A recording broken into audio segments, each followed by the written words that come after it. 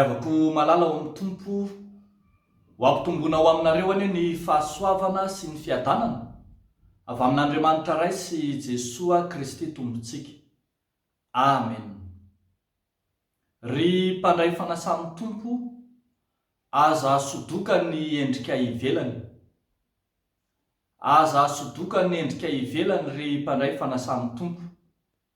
Galatianina 4:9-12 hatramin'ny 7:20 dia mampitandrina antsika mpandray fanasan'ny tompo mba tsy hosodoka ny zavatra ivelany.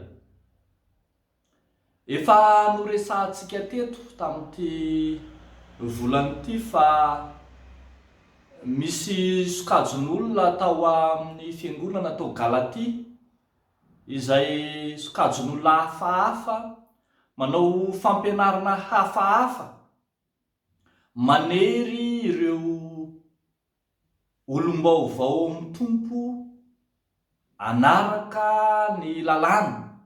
Raha marimarina kokoa, misy sokajon'olona manery ny jentilisa tonga kristianina mba ho forana.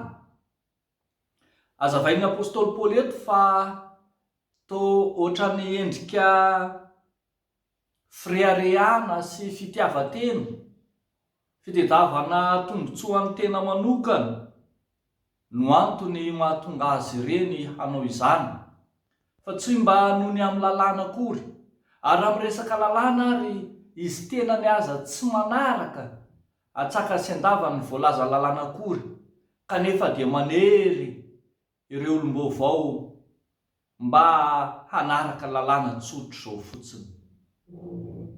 Eto ary dia mampitandrina ny apôstôly Paoly mba tsy hosodokan'ny zavatra ivelany tahaka izany, fa tsy ny lalàna no zava-dehibe na ny famorana ambareto, fa tsy ny famorana akory na ny tsy famorana no mahasoa, ho ny voalaza eo amin'ny 5:10, fa ny olom-baovao. Zava-dehibe ny fialan'ny olona anankiray niala tamin'ny maizina ho amin'ny fahazavana mahagaga, niala tamin'ny fiainana fahajentilisana ho any amin'ny fiainana kristianina, niala tany amin'izay nitoerany tamin'ny fahotana ho amin'ny famonjeny ny fanahy. Zany no lahara-pahamehana, zany no zava-dehibe, fa tsy ny endrika aseho amin'ny fomba hita maso, anehoana ny fiovana tsy akory. Misy fotoana tokoa itsika ry havako, rehefa tonga ny fotoana handray ny fanasan'ny tompo, rehefa tonga ny fotoana ahatongavan'ny olona anankiray hianatra katekômenina ka ho raisina ho mpandray fanasan'ny tompo, dia matetika ilay rentirenty ivelany no misongadina. Matetika toa ilay fombafomba ivelany, manasa olona maro manao akanjo fotsy mamirapiratra, toa ny fanaovana fety isan-karazany no zava-dehibe eo amin'ny fandraisana ho mpandray fanasan'ny tompo. Toa adinon'ny olona fa ny fototry ny fandraisana ho mpandray fanasan'ny tompo dia ilay mahatonga ny olona iray ho ateraka indray, mahatonga azy olom-baovao. Marina fa mety misy antony samihafa mahatonga ny olona iray hianatra katekômenina. Mety misy novangin'ny fiangonana matetika ohatra mba hianatra katekômenina. Mety misy ny ray aman-dreniny no nanery azy manao hoe mianara amin'izay ianao katekômenina, fa tamin'ny ianao natao batisa dia izay nanao fanekena, fa anao izay tonga anao ho mpandray fanasan'ny tompo. Mety misy antso samihafa, fa mety misy koa aza zava-misy hoe ny namana mandeha dia mba mandeha koa ny tena.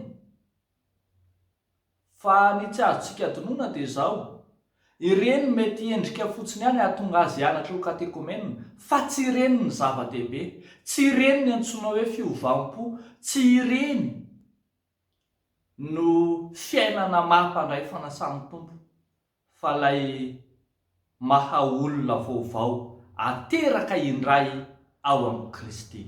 Araka izany, tandremo sodokany endrika ivelany, fa ny maha olom-baovao no zava-dehibe. Dia inona anie isika tsiraray avy hahatsapa, ahatsiaro ny namonjenantsika tamin'ny fitondran'ny tena adala, ary ahatsapa ny fiainana vaovao omeny Kristy atsika ao aminy. Izany no tombony ho an'ny mino. Dia ho an'Andriamanitra ny voninahitra, ho amintsika kosa ny fiadanana. Amen. Hivavaka isika.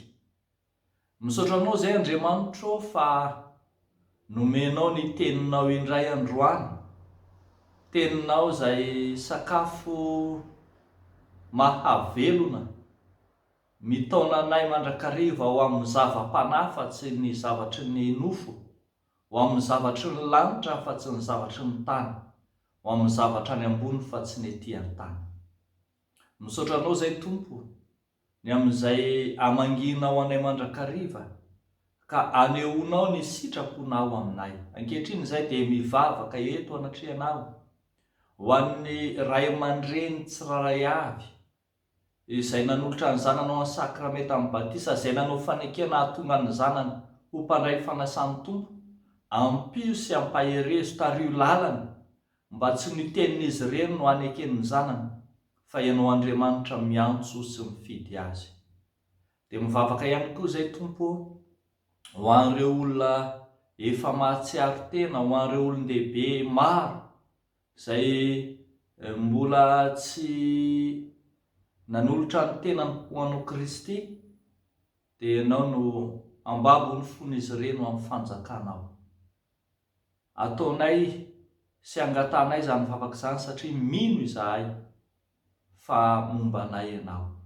Amin'ny anaran'i Jesosy Kristy Tomponay. Amen.